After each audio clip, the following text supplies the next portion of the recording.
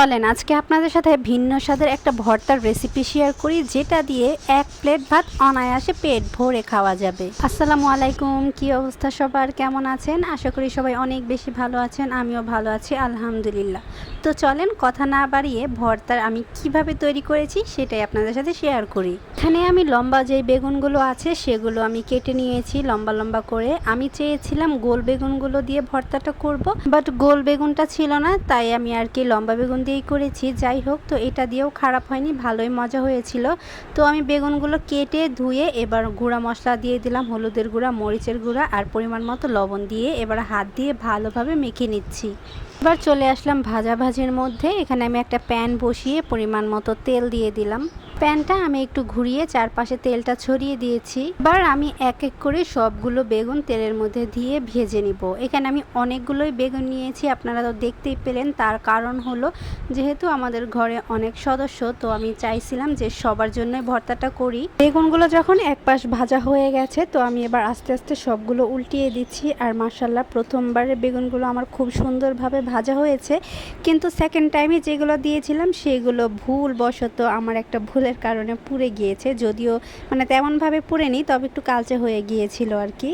এক পাশ হয়ে যাওয়ার পর তো ওইটা উল্টে দিয়েছি, এবার ওইটা হতে থাক। তার পাশের চুলায় আমি আরেকটা কড়াই বসিয়ে এবার পেঁয়াজ আর সাথে শুকনো মরিচ কয়েকটা ভেজে নিব, যাতে করে তাড়াতাড়ি হয়ে যায়। যেহেতু দুপুর টাইম আর সবাই খাওয়ার জন্য অলরেডি বসে আছে, তাই আর কি আমি তাড়াহুড়ো করে দুই চুলা ইউজ করতেছিলাম। আর দুই চুলায় থাকায় এক হিসেবে অনেকটা সুবিধাই হয়, খুব তাড়াতাড়ি রান্নাবাড়া হয়ে যায়। এক ধাপ বেগুন হয়ে যাওয়ার পর এবার আমি বাকিগুলো দিয়ে দিচ্ছি। আর এই বেগুন ভাজাগুলো হতেও বেশি সময় লাগে না, বেশি গেলে 5 মিনিটের মধ্যেই বেগুনগুলো খুব সুন্দরভাবে সিদ্ধ হয়ে যায়। আর যেহেতু এটা চিকন বেগুন, লম্বা বেগুন, তাই আর কি এটা বেশি একটা সময় লাগে না। সবগুলো বেগুন দিয়ে শেষ করে তার পাশে আমি কয়েকটা টমেটো টুকরা দিয়ে দিচ্ছি। এখানে আমি 2টা টমেটো কেটে ছোট ছোট টুকরো করে দিয়ে দিচ্ছি, যাতে করে খুব সহজেই সিদ্ধ হয়ে যায়। মাছ ভর্তা হোক অথবা বেগুন ভর্তা হোক, ভর্তার মধ্যে আমার টমেটো দিলে আমার কাছে মনে হয় যেন ভর্তার স্বাদটা আরও বেশি দ্বিগুণ বেড়ে যায়। কিছু ভাজা হয়ে গেলে এবার এই তো নামিয়ে নিলাম ঠান্ডা করে। এবার আমি আস্তে আস্তে সবগুলো একটু হাতে মেখে নিব।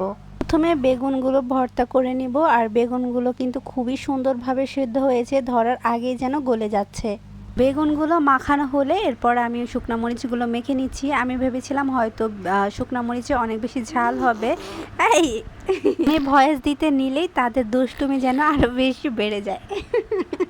এখনও আমি ভয়েস দিচ্ছি আর আমার পাশে বসে বসে দুষ্টুমি করতেছে। যাই হোক, তো আমি ভর্তাটা সব কিছু মিক্সড করে এতে দিয়ে দিলাম সরিষার তেল। খাঁটি সরিষার তেল না দিলে কোনো ভর্তাই যেন সম্পূর্ণ মনে হয় না। যাই হোক, এই তো আমার ভর্তাটা কিন্তু একদম রেডি। এবার আমরা সবাই মিলে খেতে বসে পড়ব। আমি আমার প্লেটে ভর্তা নিয়ে নিলাম। তার সাথে আজকের মেনুতে ছিল আলু দিয়ে কাঁকরোল ভাজি, তার সাথে পেঁপে ভর্তা এবং ডিম দিয়ে আলু ঝুরা ঝুরা করা।